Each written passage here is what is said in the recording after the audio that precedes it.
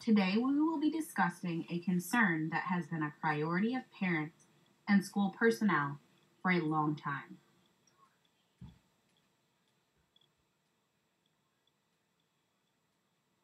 Before we can get right into bullying, we must first know exactly what bullying is.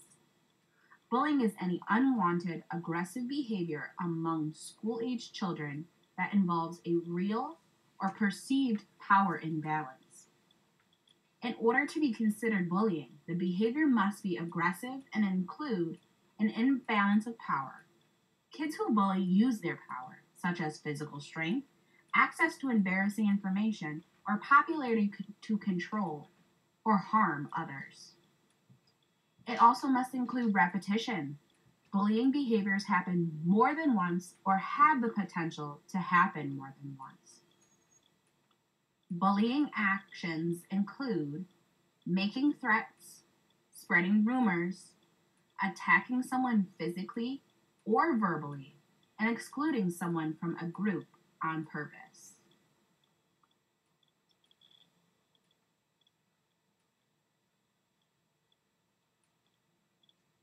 Now that we've discussed what bullying is, we can move on to discuss the types of bullying. Physical bullying includes hurting a person's body or possessions. Physical bullying includes hitting, kicking, pinching, spitting, tripping, pushing, taking or breaking someone's things, or making a mean or rude hand gestures. Social bullying includes or involves hurting someone's reputation or relationships. Social bullying includes leaving someone out on purpose, telling other children not to be friends with someone, spreading rumors about someone, or embarrassing someone in public. Verbal bullying is saying or writing mean things. Verbal bullying includes teasing, name-calling, inappropriate comments, taunting, or threatening to cause harm. Cyberbullying is one of our newest forms of bullying, and it takes place over digital devices like cell phones, computers, and tablets. Cyberbullying can occur through text, apps, or online and social media, forums, or gaming where people can view, participate in, or share content. Cyberbullying includes sending, posting, or sharing negative, harmful, false, or mean content about someone else. It can include sharing personal or private information about someone else, causing embarrassment or humiliation. Some cyberbullying crosses the line into unlawful or criminal behavior.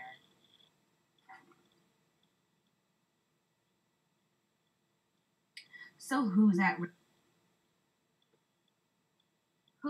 risk for bullying? All young people are in danger of being bullied at some point in their lives, but there are certain populations that are at greater risk. Students who appear differently visually, weak, less popular, or seen as annoying by others, they are more likely to be bullied.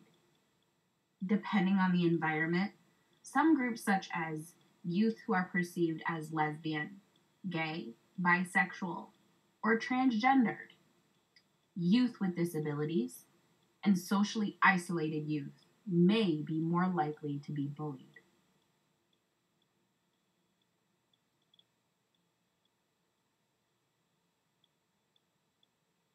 Parents may be sitting in this presentation and already thought that, what if my child is the bully? It's important to keep an open line of communication with your child. Your child should know what bullying is and what's appropriate behaviors. You should address why bullying is not okay.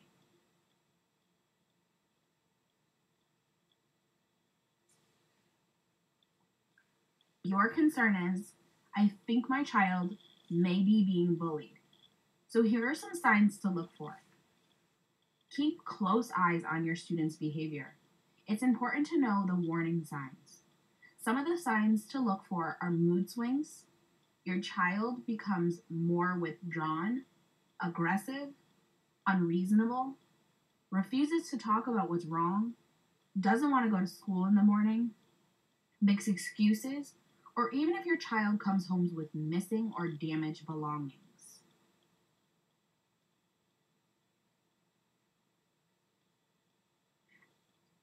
As you heard in the last slide, one of the signs is that a child may not want to talk about what's actually going on. Many parents come to us and say, I think my child is being bullied, but he or she won't talk to me. There are many reasons for that. Some kids may fear backlash from the kid or kids who bullied them. Bullying is already a humiliating experience, and your child might not want to share that embarrassing moment with you.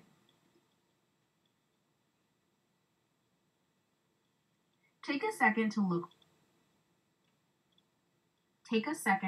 over the chart. It's data gathered by the National Center for Education Statistics. On the chart, you will see the types of bullying happening in schools and the percentage of these activities happening to male or female students. As you can see, the majority of the bullying occurs at school and the students are getting made fun of.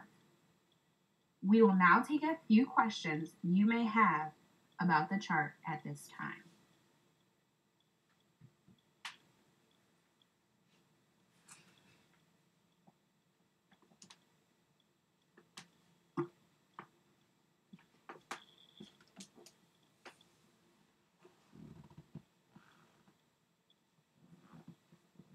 One of the most frequently asked questions we get as educators is, what can I do as a parent? Parents, we encourage you to recognize the warning signs that your child is involved in bullying. They could be being bullied, bullying others, or even witnessing bullying. Although these signs could signal other issues, you should talk to your child. Many times kids won't ask for help, so it's important to know exactly what to look for. If your child is at an immediate risk of harming himself, herself, or others, get help right away.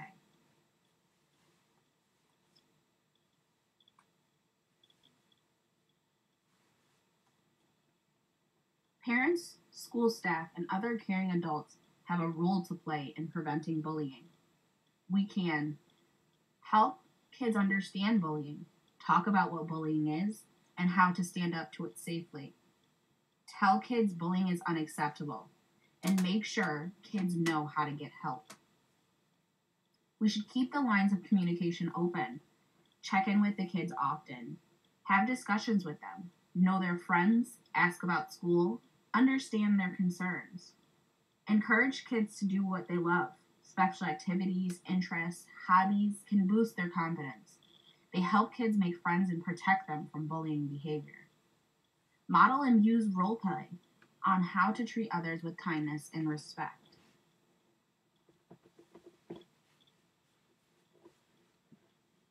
Currently, there are no federal anti-bullying laws, although 49 states have anti-bullying legislation, but bullying is not illegal.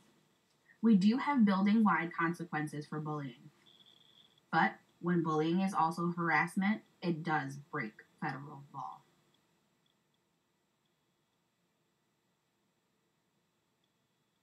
So, what are the effects of bullying?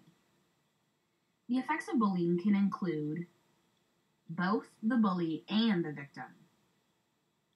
Students that are bullied are more likely to suffer from depression, anxiety, eating disorders, thoughts of suicide, maybe even health issues like headaches, sleeping problems, stomach pain, bedwetting, and fatigue. They also may suffer from academic issues, including poor attendance, low test scores, and increased dropout rates. Those students that are the bullies also suffer. They are at greater risk for smoking tobacco and drinking alcohol. They perform poorly in school and have a poor perception of school environment. And they're more likely to become involved in criminal activity.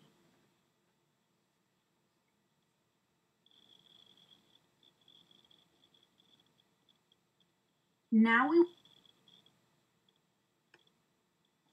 Now that you've seen the effects and heard the basics about bullying, it is important for you as parents and us as educators to come together to ensure a safe environment for our students and stop the bullying. Now we will watch a short video. After the video ends, we would love to open up discussion and allow all parents to voice concerns about bullying.